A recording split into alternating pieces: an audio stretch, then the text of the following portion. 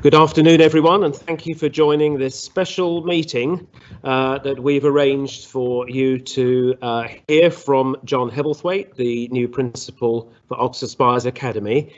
Thank you to all of you for joining. We've had, I know, well over 100 people sign up to join the meeting, and we've had many dozens of questions submitted in advance. John is going to do his best to address those questions in the meeting. For those of you who don't recognise me already, I'm Andy Yarrow. I'm the Chief Executive of Anthem. Anthem is the multi-academy trust that runs Oxford Spires Academy, along with 15 other schools across the country. It's a great privilege for me to be able to join you in this meeting this evening. I wrote to you a few months ago and I promised this meeting with John so you'd be able to hear his vision for the school, a bit about his experience of school improvement and his plans going forward. As I say, he will work very hard to answer all of your questions in this meeting. However, of course, you are very welcome to contact him directly going forward and arrange to see him in person and talk to him in more detail about any of the things that he just shares with you this evening, or any other questions or concerns or suggestions that you have for him to help him hit the ground running as the new principal. So I'm just going to introduce you briefly to one other person who I also mentioned in my letter. That's Jane Coley. Jane starts formally in September as our new Secondary Education Director. She'll be responsible for 5 schools in Anthem. Oxford Spires is one of them. She's a very experienced and successful secondary head teacher currently, and is going to be joining us to take on this new role. And she will be John's line manager, and she will also be ultimately responsible for standards in the school. So Jane is just going to say hello so you can put a face to the name. Good evening, everybody, and as Andy said, it is a privilege to be here this evening, just into late afternoon, to talk to you all. And again, my name's Jane Coley. I'm the Secondary Director from September, and I am absolutely thrilled to be working alongside John, who I know is going to talk to you in a moment, working at Oxford Spires to move the school even further forward. And John is going to talk to you about some of the priorities and also to try and pick up on some of the themes that have come through from the questions that you have sent in. I'm not quite local. I live in Newbury, but not far away at all. And I have just said to John and to the senior team that working here at Oxford Spires will mean that I can come here, at least I would imagine, on a weekly basis to come and work alongside John and the team. And very, very happy to be doing that. As Andy said, I'm an experienced head teacher and I've worked in a number of different schools with a number of different priorities, but got some real experience here to be able to help and to work alongside you. So I am thrilled to be joining the community. And I'm going to hand over to John, who is going to talk you through the priorities that he has for your community. Thank you, Andy. Thank you, Jane. And good afternoon, good evening, everybody. Thank you so much for joining us today. Sorry we couldn't be meeting face to face, but obviously the COVID restrictions hasn't allowed that.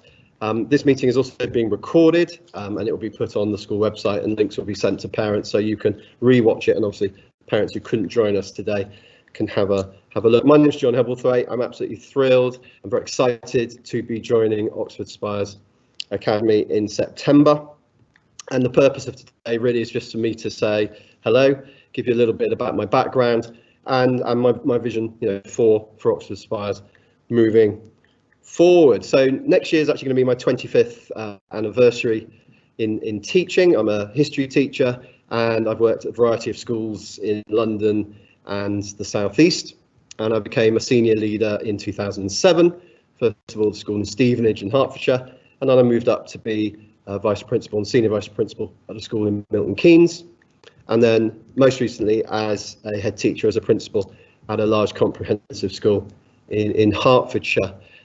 So again, I have a good wealth of experience around many types of schools, and I'm absolutely passionate about comprehensive education. I've only ever worked in non-selective schools, and I'm absolutely passionate about the vision, the values and ethos of both Anthem Trust and Oxford Spires Academy, and that's why I'm here, because they absolutely resonate with me in terms of what makes a really great school.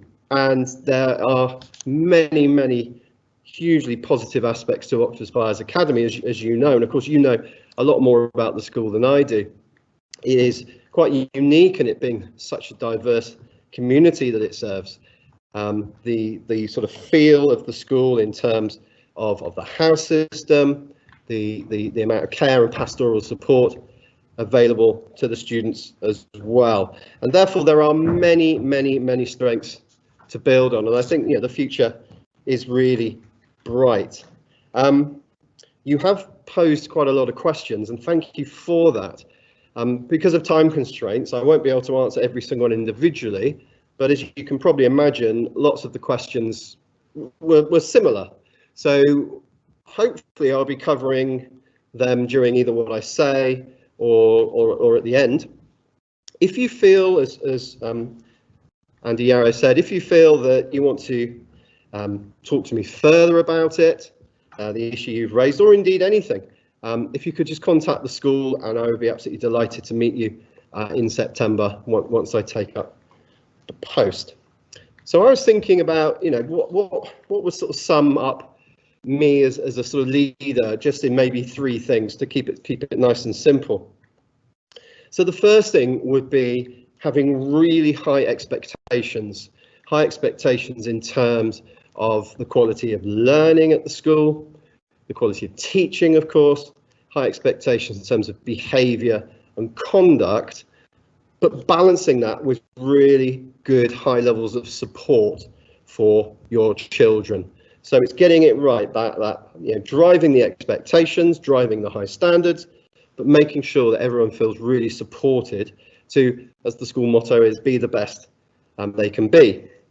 The second thing, I think, sort of trying to sum me up, is it's vital that as the principal I provide clarity and coherence for the school community, for the staff, of course, and for the students, but also for you as parents. I mean, I'm a parent myself. I've got two daughters. One's soon to be in year 10 and the other soon to be in year 8. It's interesting that they go to 2 different schools, and one school, they have excellent communication with home. It's regular. I know exactly how to contact people at the school if I have any concern. It's really good communication. The other school is less good at it. So I can see, as from a parent, how home to school and school to home communication needs to be really good. And the third thing, trying to sort of sum me up, is about having really high levels of integrity. I think in education we need that in spades, because what we are doing is absolutely vital. Your children have one shot at a great education. You have entrusted that to Oxford Spires. It's a privilege to have your child here, and it's also a huge responsibility as well. So it's very important that we lead with very high integrity. So we talk about the idea of a sort of vision for the school. What is it we're moving towards? And the things that make Oxford Spires great, which I've already mentioned, is something that we want to build on. So all those things that you love about the school, the reasons that you chose this school for your child or children, will absolutely stay. Fundamentally, the school isn't going to be changing. But of course, as in all schools, we need to keep improving and being better and better. So my vision for Oxford Spires is that it's a vibrant place to learn, underpinned by expert teaching, excellent curriculum, and a culture of tolerance, respect, and excellent behaviour, with promotion of positive values, attitudes and beliefs in a safe and caring environment, and with broad opportunities for enrichment. And this is a full commitment to an inclusive and aspirational education for all students, and again with the high expectations that we talked about, but also the high support. And that we take a collegial approach with you as parents and carers, but also with the wider community. So if I could just break down some of these things just momentarily, and within this was going to help answer some of the questions that you have posed. So one of the key jobs as a head teacher, as a principal, is to lead the quality of teaching in the school. And the aspiration is that every single teacher at Oxford Spires becomes an expert teaching. And that's going to be obviously a big priority for the school moving forward. And it is about supporting your children, again, to be the best you can be. I think a couple of questions we had is, what is the school going to do to support my child? Well, one of the fundamentals that we're going to do to support your child is to keep being relentless on improving the quality of teaching. But teaching on its own doesn't make a great school without a really strong curriculum. And so again, that is an area that we'll be looking to keep improving. I'm a massive believer in a broad and balanced curriculum, as is the school, as is the trust. So subjects like music, drama and art, are very, very important, as well as the more academic subjects. It's important we don't narrow the curriculum too much. And again, that there's really high expectations in the curriculum, the learning that your children will be doing, but as well, we make sure we have that high support that we mentioned. We had a couple of questions from people saying, are we going to be able to, within the curriculum, bring in sort of guests and poets? And the answer is absolutely. Now, of course, what's happened in the last 18 months with COVID has put a bit of a stop to that. But the intention is absolutely to get those things back on track. And as we talk about back on track, a number of you asked about what is the school planning to do in terms of learning gaps. Now, again, as I mentioned, I'm a parent, so I'm acutely aware of what the last 18 months has been in terms of the learning of the children and the difficulties that has posed. I'm a big believer in staying very positive, and I certainly don't like to talk negatively about the last 18 months. I think reminding children too much about the fact they've missed out on education there's not much point in doing that. It's about positivity moving forward. So I know plans are afoot for September around additional curriculum time for exam classes. I know that already Year 10 have had additional English and Maths. Year 11 have also had additional English and Maths, and they're going to have additional time for option subjects. And again, Year 12 and 13 will have additional curriculum time within the school day in terms of their learning. At Key Stage 3, there's going to be some tweaks around some of the weightings of the subjects. So, for example, additional modern languages lesson in Year 7, because obviously a lot of the languages that they would have picked up in Year 5 and 6, the children coming in, it hasn't been happening. And as we're going to be extending the accelerated reader programme into Year 9 as well, because as we all know, good literacy is very important for good learning.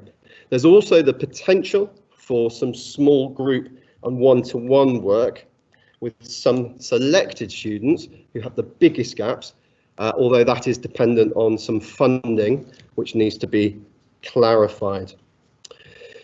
So I mentioned about tolerance, respect, great behaviour, promotion of positive values, attitudes and beliefs in a safe and caring environment. This is hugely important to me. What we want at Oxford Spires is a very tolerant, safe place where your sons and daughters can come into school every day, free from bullying, free from harassment, and they can come and be the best they can be. A lot of that comes through the education that we give the children in terms of the PSHE programme, and I'm looking at that at the moment to make sure that we are covering all the necessary things that a good PSHE programme has, and some of you asked questions about that, and a lot of that as well is to make sure that there's a really consistent use of time in tutor time. And we had questions about that to make sure that tutor time was being used well, and the answer is yes, it will be, to tackle lots of these things that we've just been discussing. Some of you mentioned things like LGBTQ+, again, looking at the PSHE curriculum, that's going to be amended, so there's more on that in there. And some of you mentioned climate issues, climate change, climate crisis. And again, that will be in the PSHE. And already there's a student environmental action group that's been set up to look at that. The houses, as you know, play a huge part in this school, and they will continue to do so. They are a bit of a sort of fundamental, aren't they, to what goes on for your child's education. Of course, because of the COVID situation, we have had to cut back on enrichment, and it is absolutely my intention, as long as the rules allow, that we are going back to all those various house events that people loved, the competitions, the sports, the drama, the music, more trips, clubs, lunchtime clubs. Again, that's something that we'll be looking to make a big improvement on. And then we talked about a full commitment to an inclusive and aspirational education for all students with high expectations.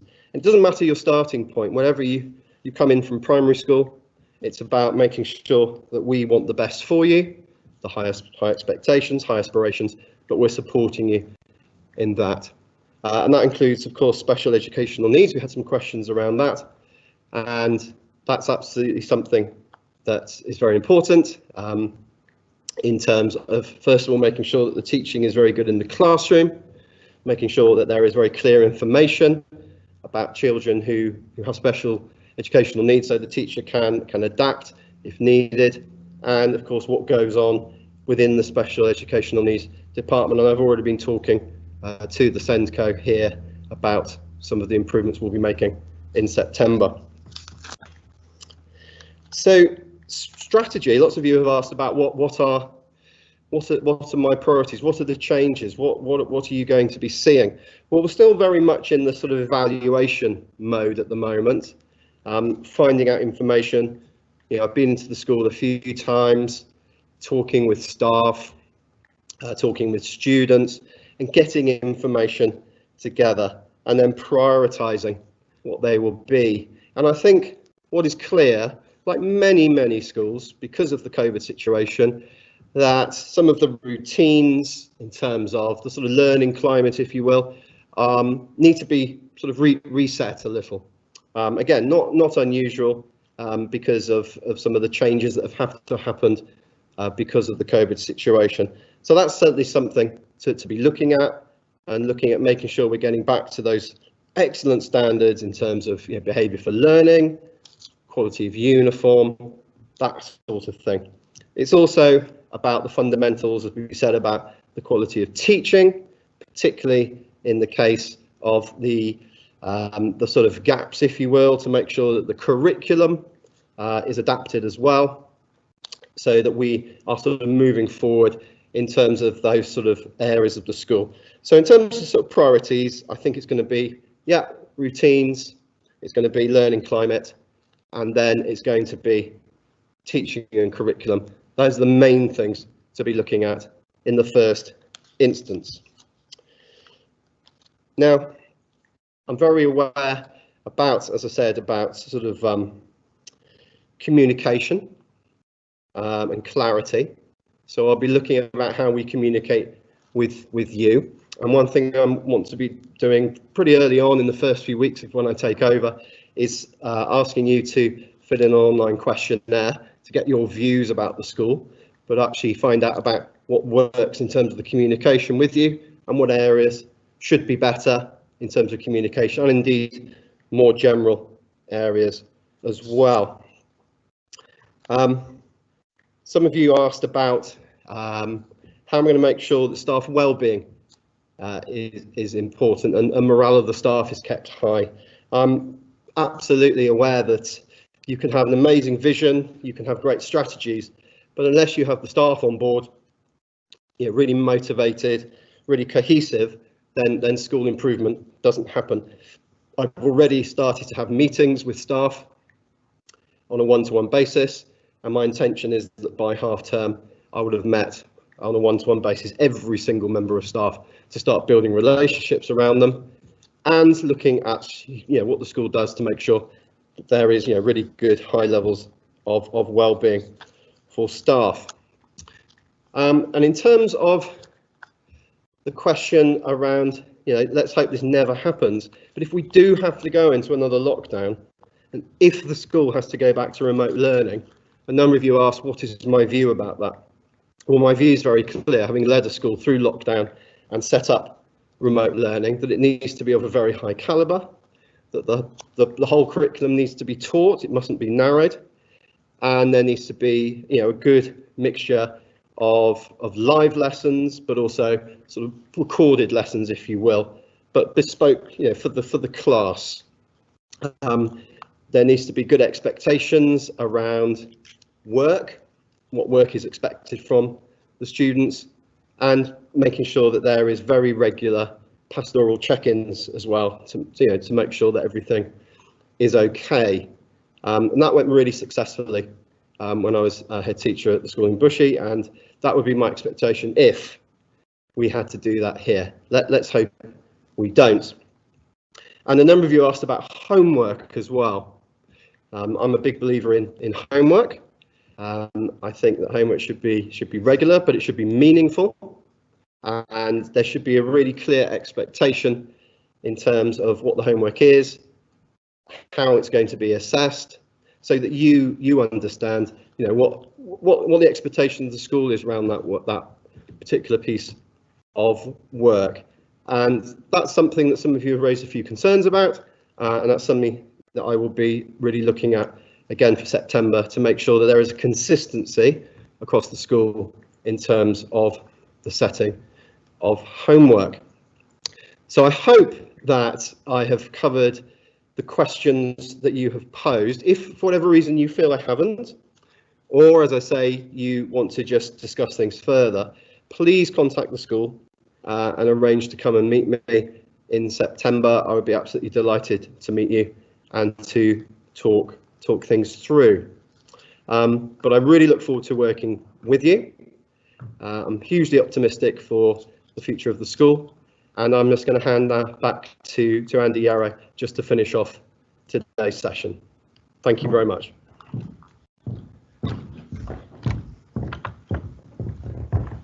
Thank you, John. Well, I hope you all found that really helpful to hear John set out his vision and plans and the answers to your questions. And as I said before, he's be more than pleased to meet with you in person at the start of next term and talk through anything in more detail with you that you'd find helpful.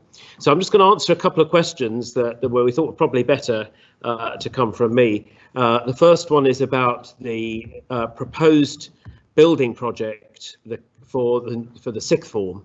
And of course, we recognise the sixth form is a major strength of the school and has grown in terms of size and quality over recent years. And we really want to capitalise on that and ensure that the accommodation for the sixth form is of the highest possible quality and standard and is large enough to accommodate the students and indeed future growth as the large year groups work their way through the school. At the moment, this project is at the feasibility stage, and therefore nothing is going to be happening in terms of anything you'll see on the ground for quite a while yet. First of all, this is a practical feasibility project that we're doing, a survey. Once that's been done, we need to identify where the funding is going to come from. We anticipate that the project will cost about £2 million, and therefore that money obviously needs to be sourced in terms of potential funding from the ESFA. It needs the approval of the Regional Schools Commissioner, and that is dependent on proving that there is a need in the local area for this additional post-16 accommodation. It's not just based on the condition of the existing accommodation, but there needs to be, to get additional funding, there has to be a proven need for it. And so we can't offer any guarantees that that would be approved. If it isn't approved and isn't possible, then obviously we will work with the school to identify and indeed in the meantime further adjustments and improvements that can be made to the existing post-16 accommodation to provide improvements in the quality of that. So short-term adjustments to existing facilities, but in the longer term, hopefully some new additional accommodation on the school site. And then the other question which somebody asked was whether John was a super head, in inverted commas. A super head is a term less common perhaps these days, but one that was used for head teachers who are parachuted into schools in very, very challenging circumstances, schools perhaps that are failing and need rapid and dramatic improvement. And often those people go in from one school to another for a year or so at a time, and they carry out the major surgery required before somebody else then takes over for a long period of time. So just to reassure you that I think the question was, Mr. Hebblethwaite sounds like a superhead, should we be worried? So the answer is no, he's not a superhead. No, you don't need to be worried. We believe he's going to be a great head. We're going to support him. We want him to obviously be really successful here, but it's not a sign that you need to be worried about the school. What I think I did try to explain in my letter in the most careful way possible was that sometimes it takes quite a long time to actually find the right head teacher for a school, and we didn't make a permanent appointment at the time, but our window was quite short. But Mr. Hebblethwaite was available to do the role initially on an interim basis. I know he's really committed to the school. He's keen to stay, and we're going to work with him to ensure he has a really successful year next year. And then the future, of course, remains to be seen. So hopefully that answers that question. And thank you. We're going to say goodbye now. Thank you for joining us today. We look forward to further engagement with you going forwards. That's obviously Mr. Hebblethwaite, Jane Coley and myself next year. Very best wishes everyone, and have a good summer.